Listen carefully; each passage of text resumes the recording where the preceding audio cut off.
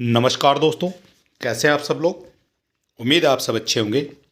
आज हम आपके सामने लेकर आए हैं जो हमारी सीरीज चल रही है एंशिएंट हिस्ट्री की, यानी कि प्राचीन भारत की।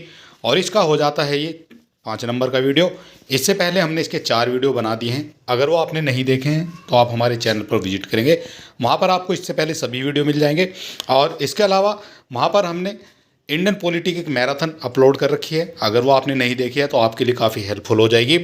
पॉलिटी के अलावा भी एक आपकी इंडियन ज्योग्राफी की मैराथन भी आपको देखने को मिल जाएगी, जो आपकी परीक्षा के लिए महत्वपूर्ण हो जाएगी, क्योंकि इसी तरह के क्वेश्चन आपसे पूछे जाते रहे हैं हर बार आपकी परीक्षाओं में।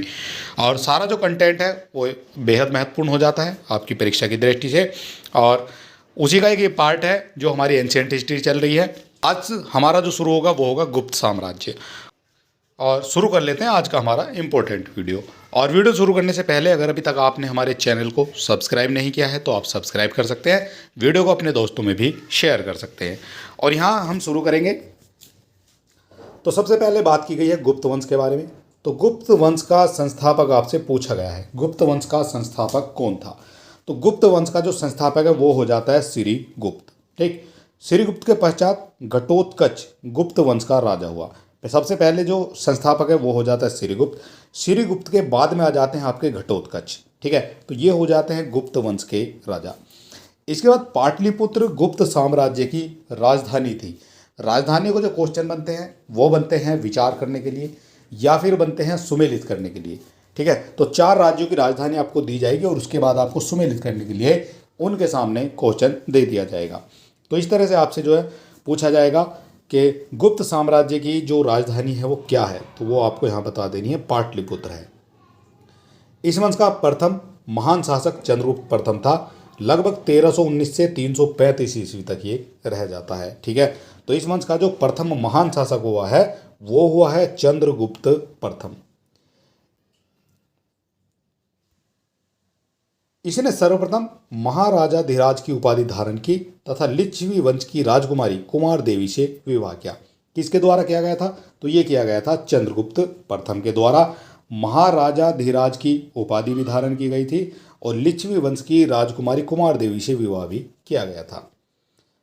चंद्रगुप्त प्रथम ने 319 ईस्वी में गुप्त संवत प्रारंभ किया था। ये इंपॉर्टेंट क्वेश्चन यहाँ से बनेगा, गुप्त संवत किसके द्वारा प्रारंभ किया गया था, तो ये प्रारंभ किया जाता है चंद्रगुप्त प्रथम के द्वारा। कब की बात है, तो 319 ईस्वी की ये बात हो जाती है। इसके पश्चात समुद्रगुप्त जो है गुप्त वंश का शासक बन जाता है, यानी समुद्रगुप्त भी आपसे पूछा जाता है, समुद्रगुप्त से भी आपके क्वेश्चन बनते हैं परीक्षा में। तो इसके पश्चात समुद्रगुप्त गुप्त वंश का शासक बन जाता है, जिसको भारत का नेपोलियन भी कहा जाता है। ठीक है, तो भारत का नेपोलियन किसको कहा जाएगा, तो ये समुद्रगुप्त को ही कहा जाएगा। इसके अलावा इसने आर्यव्रत के 9 शासकों तथा दक्षिणापथ के 12 शासकों को पराजित किया था। ठीक है, किसने किया था, तो ये किया था समुद्रगुप्त ने। और समुद्रगुप्त गुप्त वंश का एक शासक था। इसने आर्यव्रत के 9 शासकों को और दक्षिणापथ के 12 शासकों को पराजित किया था। समुद्रगुप्त के सिक्कों पर अप्रतिरथ, व्याग, पराक्रमांक जैसी उपाधियां अंकित थी। ठीक है, तो अप्रतिरथ हो जाती है, व्याघ्र पराक्रमांक हो जाती है और पराक्रमांक हो जाती है। तो ये जो उपाधियां हैं ये आपको देखने को मिलेंगी समुद्रगुप्त के सिक्कों पर। इसके बाद समुद्रगुप्त को कविराज की उपाधि प्रदान की गई थी। तो कविराज की उपाधि किसको प्रदान की गई थी, तो ये प्रदान की जाती है समुद्रगुप्त को। समुद्रगुप्त के संधि विग्राहक जो विदेश मंत्री थे, जो संधि के विग्राहक उस समय कहा जाता था विदेश मंत्रियों को, तो समुद्रगुप्त के जो संधि विग्राहक थे तथा राजकवि हरिसेन ने प्रयाग प्रशस्ति की रचना की थी। इस प्रयाग प्रशस्ति से भी आपके क्वेश्चन बनते हैं। ठीक है, आपसे पूछा जाता है ये प्रयाग प्रशस्ति किसके द्वारा इसकी रचना की गई है, तो ये की गई है हरिसेन के द्वारा। हरिसेन कौन थे, तो ये हो जाते हैं समुद्रगुप्त के विदेश मंत्री हरिसेन। ठीक, इतनी चीज आपको यहाँ पर समझ लेनी है। इसके बाद समुद्रगुप्त ने महान बौद्ध भिक्षु वसु बंधु को संरक्षण प्रदान किया था। समुद्रगुप्त ने किया था महान बौद्ध भिक्षु वसुमित्र को संरक्षण प्रदान। और समुद्रगुप्त का जो उत्तराधिकारी है वो चंद्रगुप्त द्वितीय यानी 375 ईसा पूर्व में गद्दी पर बैठा था।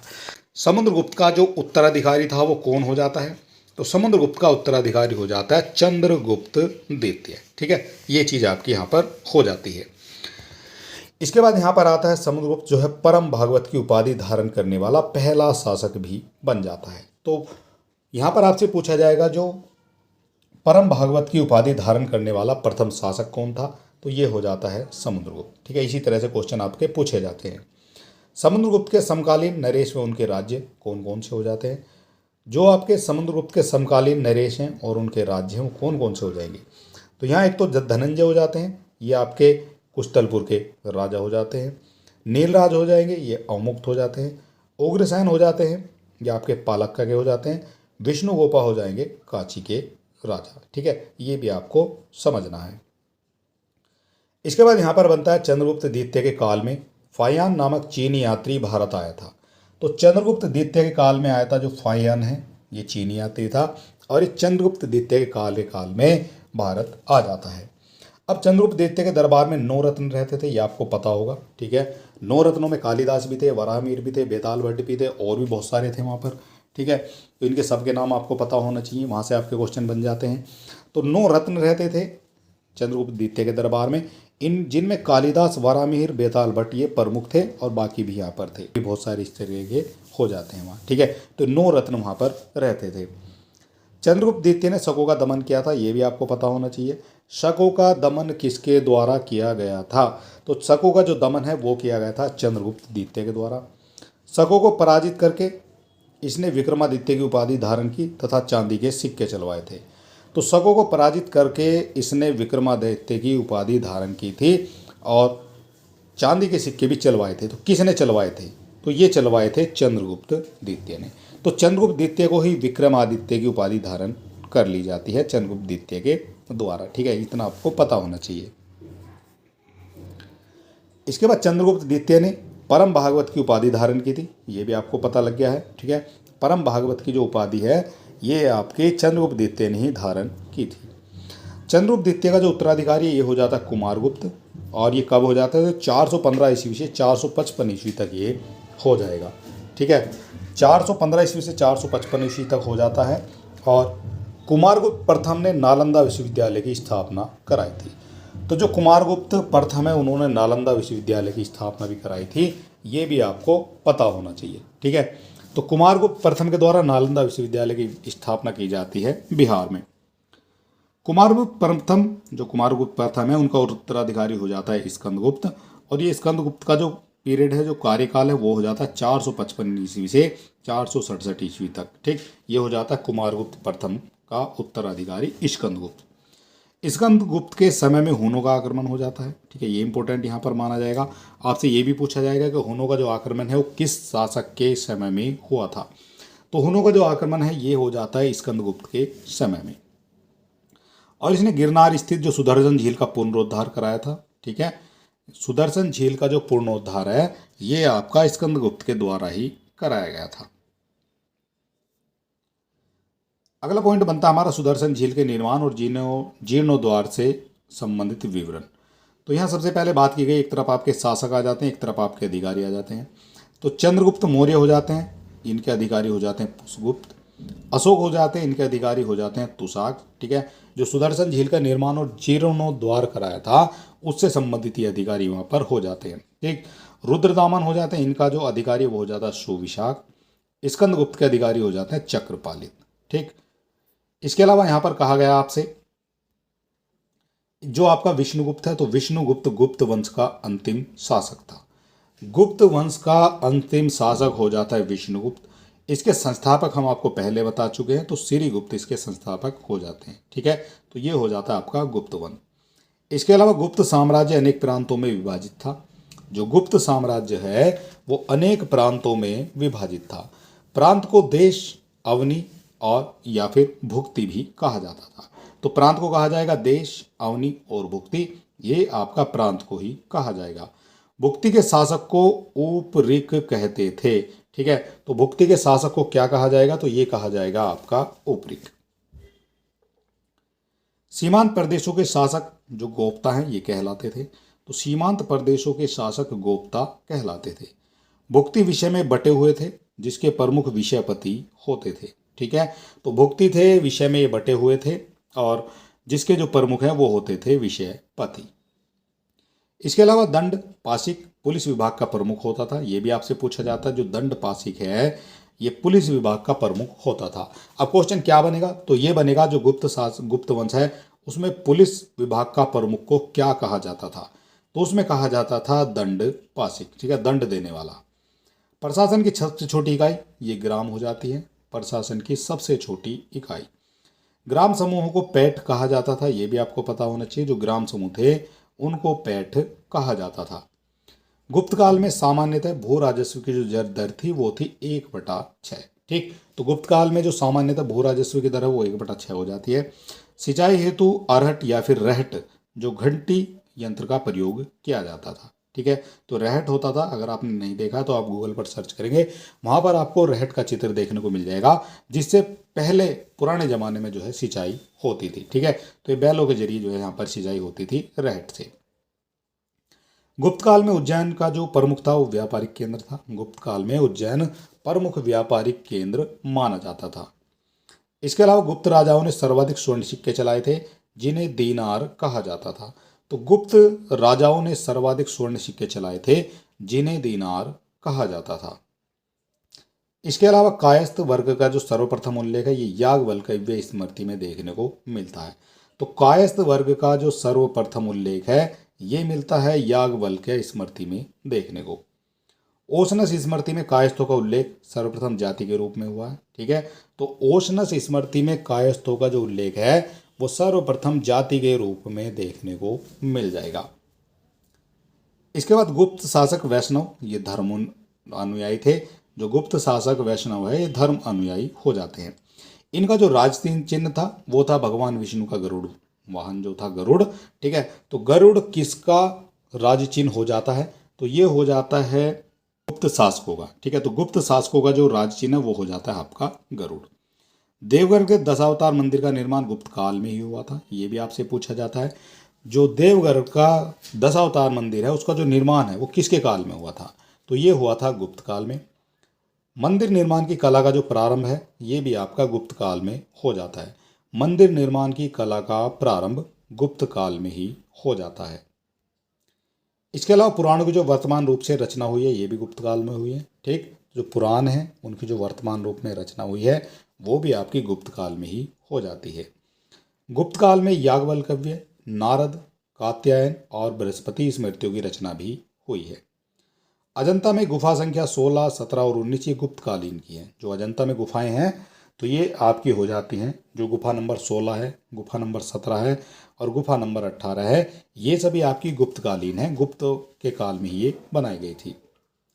इसमें महात्मा बुद्ध के विभिन्न दृश्यों जिसमें जन्म है, महाभिनिष्क्रमण है और महापरिनिर्वाण आदि का चित्रण किया गया है। ठीक है, तो इनमें किया गया है 16, 17 और ये 19 जो गुफाएं हैं इनमें महात्मा बुद्ध के जो विभिन्न दृश्य हैं, जैसे जन्म है उसमें जन्म का चित्र दिखा दिया, महाविनिष्क्रमण है जब वो घर छोड़कर जाते हैं वो वाला, एक महापरिनिर्वाण जब उनको मृत्यु प्राप्त हो जाती है। तो इस तरह के जो है चित्र आपको देखने को वहाँ पर मिल जाएंगे।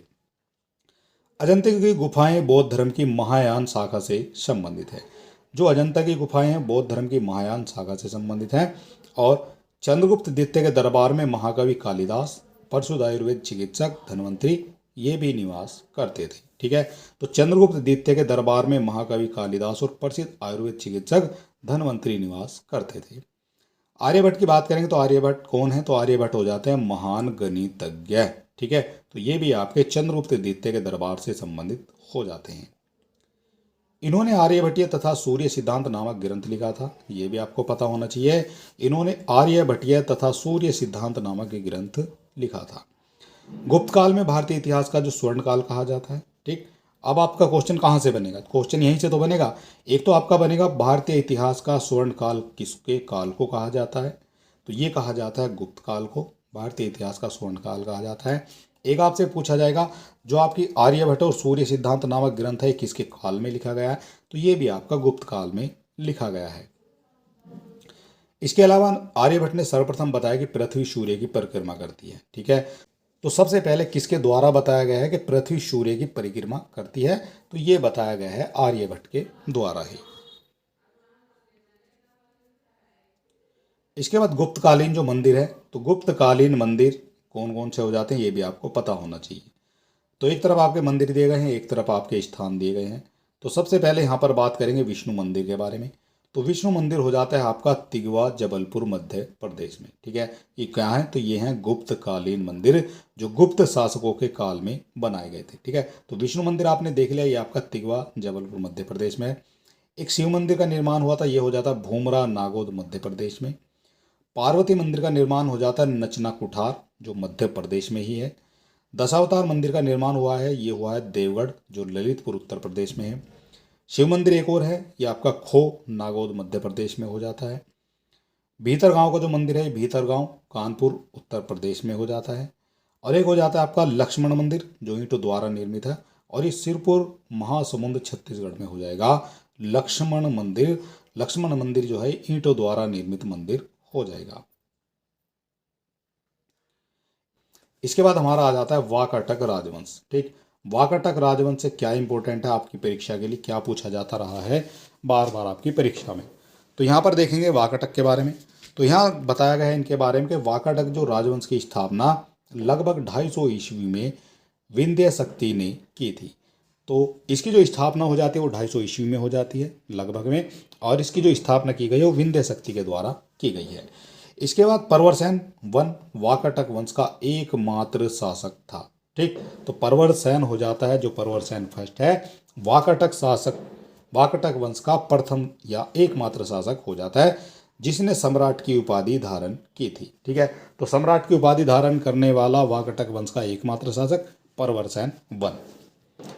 परवरसेन वन ने 4 अश्वमेध यज्ञ किए थे, ये भी आपको पता होना चाहिए। 4 अश्वमेध यज्ञ किसके द्वारा किए गए हैं? तो ये हो जाते हैं वाकाटक राजवंश के शासक परवरसेन फर्स्ट। इसके बाद परवरसेन ने के पश्चात वाकाटक राज्य का विभाजन हो जाता है। ठीक है, और इसके पुत्र रुद्रसेन ने अपनी राजधानी नंदीवर्धन, जो परवरपुरा में, बना ली जाती है, जबकि सर्वसेन ने यह बनाई थी वत्स गुमला को अपनी राजधानी बना लिया था। तो इनके जो आपका राज्य था उसका विभाजन हो जाता है 2 पार्ट में, एक आपका रुद्रसेन हो जाते हैं, एक आपके सर्वसेन हो जाते हैं। तो रुद्रसेन अपनी राजधानी बनाते हैं नंदीवर्धन में और सर्वसेन बनाते हैं वत्स गुमला में। इसके बाद जो रुद्रसेन सेकंड का विवाह चंद्रगुप्त सेकंड की पुत्री प्रभावती गुप्ता से हो जाता है, और परवरसेन जो सेकंड थे उनका सेतुबंध नामक प्राकृत काव्य ग्रंथ की रचना भी इनके द्वारा कर ली जाती है। तो इसी तरह के डीप क्वेश्चन आजकल आपकी परीक्षाओं में पूछे जाते रहे हैं, ये भी आपको पता होना चाहिए। अगर आपने ये चीज़ें पढ़ रखी हैं तो फिर आपको कोई दिक्कत नहीं है, अगर आपने ऐसी चीज़ें नहीं पढ़ी हैं तो फिर आपको समस्या हो सकती है। इसके बाद हमारा जो अगला शासक आ जाता है, अगला वंश आ जाता है, ये आ जाता है हमारा वर्धन वंश।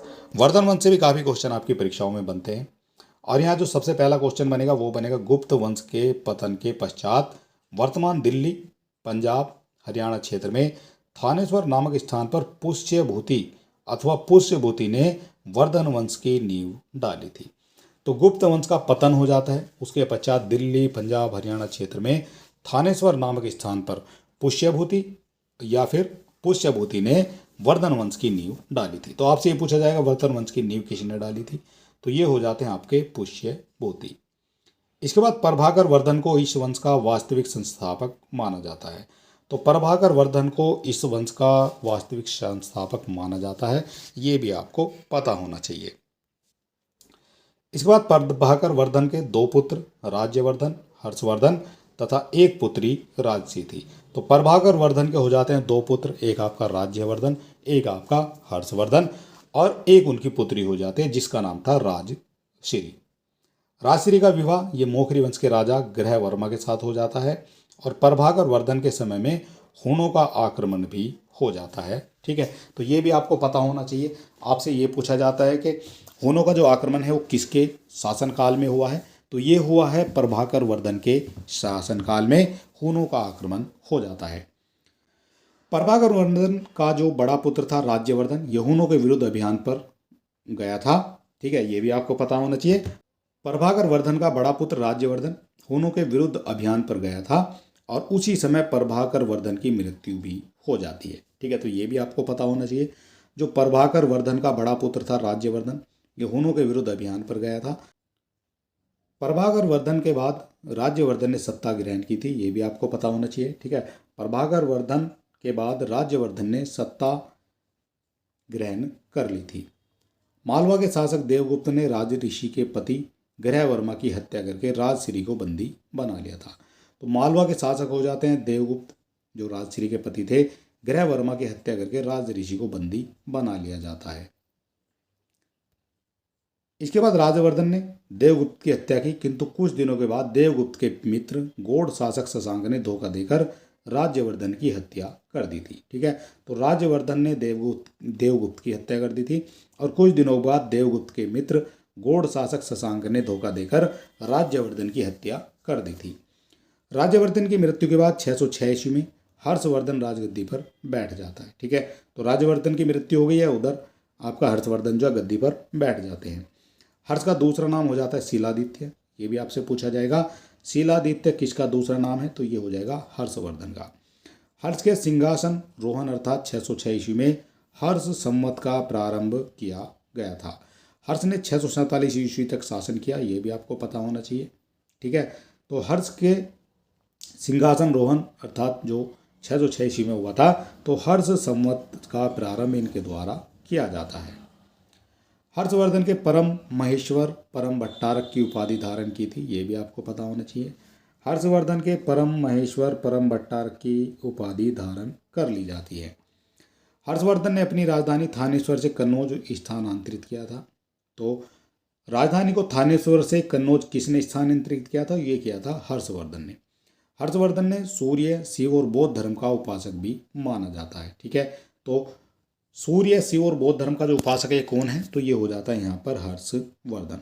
हर्षवर्धन से काफ़ी क्वेश्चन बनते हैं आपकी परीक्षा में। हर्ष ने कश्मीर के शासक को महात्मा बुद्ध का दंत अवशेष बलपूर्वक प्राप्त किया था। ठीक है, महात्मा बुद्ध का जो दंत अवशेष था वो बलपूर्वक प्राप्त किया था हर्ष ने कश्मीर के शासक से। हर्षचरित ग्रंथ के जो रचयिता हैं वो हो जाते हैं बाणभट्ट, और ये हर्षवर्धन के दरबार में रहते थे। नागानंद की बात करते हैं तो नागानंद प्रियदर्शिका तथा रत्नावली हर्षवर्धन की रचनाएं हैं। तो हर्षवर्धन की रचनाएं कौन कौन सी हैं? तो ये हो जाएंगे नागानंद, प्रियदर्शिका और रत्नावली। दक्षिण में साम्राज्य विस्तार के समय नर्मदा नदी के तट पर इसका युद्ध पुलकेशिन सेकंड से हो जाता है। ठीक है, तो दक्षिण में साम्राज्य विस्तार के समय नर्मदा नदी के तट पर इसका जो युद्ध है वो पुलकेशिन सेकंड से हो जाता है हर्षवर्धन का। ठीक है, ये भी आपको पता होना चाहिए। इसके बाद सम्राट हर्षवर्धन प्रत्येक 5 वर्ष में प्रयाग में महामोक्ष परिषद का आयोजन भी करते थे।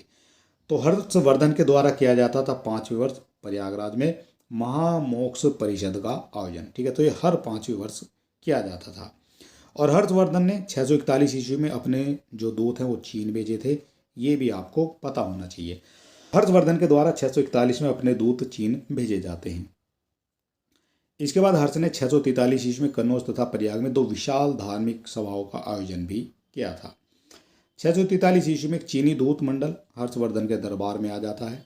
643 ईस्वी में 643 ईस्वी में एक चीनी दूत मंडल ये आपका हर्षवर्धन के दरबार में आ जाता है, और चीनी यात्री ह्वेनसांग हर्षवर्धन के काल में भारत आया था। ये क्वेश्चन कई बार बनता है आपका, जो ह्वेनसांग है भारत किसके काल में आया था, किसके शासन काल में आया था? तो ये आता है हर्षवर्धन के शासन काल में। इसने जो है नालंदा विश्वविद्यालय में शिक्षा ली थी। ठीक है, नालंदा कहाँ है? तो नालंदा बिहार में हो जाता है आपका। और यहाँ आपसे पूछा जाएगा इसके जो मुख्य उद्देश्य वो बौद्ध ग्रंथों का संग्रह करना था। तो बौद्ध ग्रंथों का संग्रह करने के लिए हर्षवर्धन के शासनकाल में आ जाता है आपका ह्वेनसांग। ह्वेनसांग ने 6ठे महामोक्ष परिषद में हिस्सा लिया था। ठीक है, 6ठे में लिया था। ह्वेनसांग ने अपनी यात्रा पर एक ग्रंथ लिखा जिसको सी यू की कहा जाता है। तो सी यू की किसका ग्रंथ है ये आपसे पूछा जाता है। तो सी यू की हो जाता है ह्वेनसांग का। और हुइली ह्वेनसांग की जीवनी लिखी है हुइली ने। किसने लिखी है? हुइली ने ह्वेनसांग की जीवनी लिखी है। इसके बाद हर्ष का जो साम्राज्य प्रांतों में विभाजित था जिसे भुक्ति कहा जाता था। तो भुक्ति कहा जाता था, जो हर्ष का साम्राज्य था वो प्रांतों में जो विभाजित था उसको भुक्ति कहा जाता था। भुक्ति का शासक उपरीक जो राजस्थानीय अथवा राष्ट्रीय कहा जाता था। भुक्ति विषय में जो भुक्ति है वो विषय में विभाजित था, जिसका प्रधान होता था विषयपति। ठीक, और विषय पाठ को आधुनिक तहसीलों में विभाजित भी होता था। जो अब आज की जो तहसील है उनको पहले पाठक कहा जाता था, उनमें ये विषयपति विभाजित होता था। इसके बाद यहाँ कहा गया है प्रशासन की सबसे छोटी इकाई ये ग्राम हो जाती है, जिसका प्रधान हो जाता है ग्रामाक्ष पटलिक। ठीक है, ग्रामाक्ष पटलिक हो जाता है जो आपकी प्रशासन की सबसे छोटी होती है इकाई, उसका प्रधान। इसके बाद यहाँ पर कहा गया है जो गुप्तोत्तर अथवा पूर्व मध्यकालीन राजवंश। तो एक तरफ आपके राजवंश है, एक तरफ आपके स्थान है, फिर आपके प्रमुख शासक। तो यहाँ है परवर्ती गुप्त राजवंश, तो इसका जो स्थान है वो मगध हो जाता है और इसके शासक हो जाते हैं महासेन गुप्त।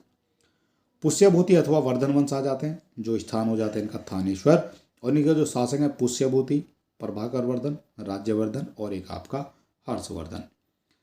इसके बाद आ जाता है हमारा मैत्रक वंश। तो मैत्रक वंश का स्थान हो जाता है वल्लभी, भट्टाचार, धर्मसेन चतुर्थ, ये इसके जो है शासक हो जाते हैं। मोखरी वंश कई बार क्वेश्चन बनता है, कन्नौज से हो जाते हैं, और हरिवर्मा, ईशान वर्मा और सर्ववर्मा ये हो जाते हैं मोखरी वंश से।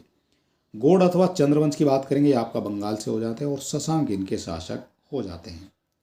तो ये सारी चीज़ें आपने यहाँ पर देख ली हैं जो गुप्त वंश के बारे में बताई गई हैं। और चलिए दोस्तों, आज का जो हमारा वीडियो हम यहीं समाप्त करते हैं। कल हम आपको कराएंगे यहाँ पर दक्षिण भारत का इतिहास, और कल का ये हमारा लास्ट वीडियो होगा दक्षिण भारत के इतिहास का। और वीडियो आपको कैसा लगा ये आप हमें बता सकते हैं कमेंट बॉक्स में। वीडियो अगर आपको अच्छा लगता है तो आप हमारे चैनल को सब्सक्राइब भी कर सकते हैं, वीडियो को अपने दोस्तों में भी शेयर कर सकते हैं। तो कल हम इसको आपको यहाँ पर हमारा एंशिएंट हिस्ट्री जो है ये कंप्लीट हो जाएगा। उसके बाद हमारा जो है वर्ल्ड जो ज्योग्राफी है वो हम आपको कराने वाले हैं। तो चलिए दोस्तों, मिलते हैं नेक्स्ट वीडियो में, तब तक के लिए नमस्कार, जय हिंद।